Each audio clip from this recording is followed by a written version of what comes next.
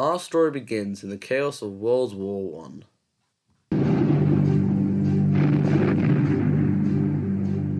Over 4 long, brutal years, World War I's trench warfare on the Western Front ground on. But to the east, a remarkably different war was fought. A war of movement, of dramatic gains and losses, of huge armies on the march, of terrain which required everything from camels to skis.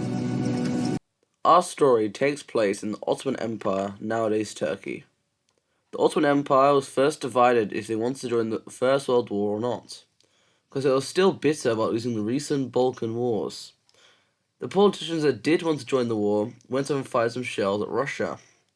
In response, Russia declares war on 2nd November 1914. First, Ottomans tried to take the Caucasus Mountains from the Russians, which failed since they weren't ready for the cold, and so they froze to death. Then they tried to take the Suez Canal from the British in Egypt, which also failed. Then Allies tried to take the port at Gallipoli, which caused high casualties for both sides. Interestingly, this campaign was under command of Winston Churchill, later to become Prime Minister of the United Kingdom.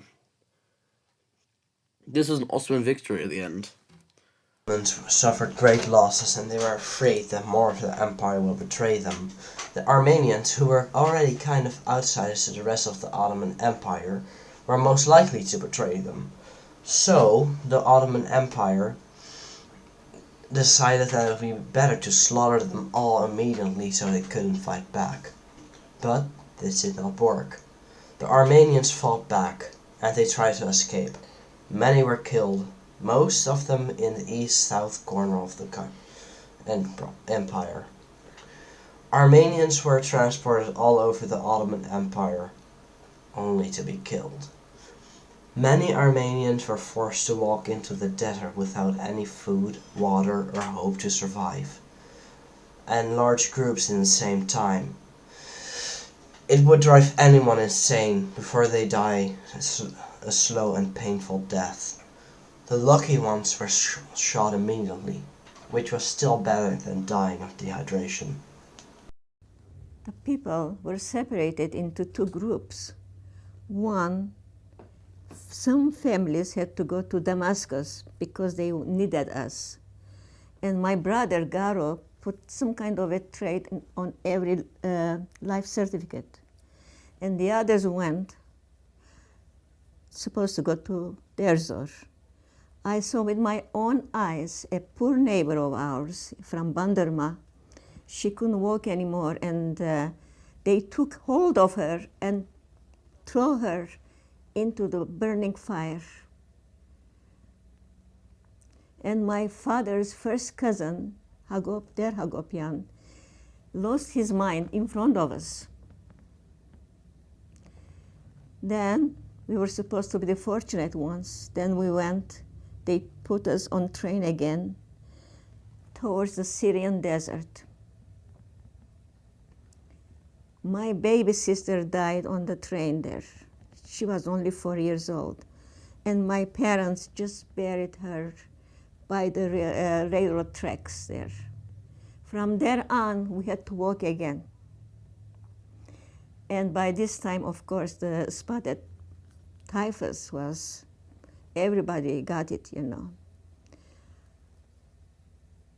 And we were in the desert. I don't know how we lost each other. Had been 5 months since we left our homes in Bandırma. Now we were on top of the mountain, and the people from the horizon, as much as the eyes could see, this column of human beings walked behind the same thing, and nobody said anything. They knew they were going to die soon, and they envied the ones that were dead already.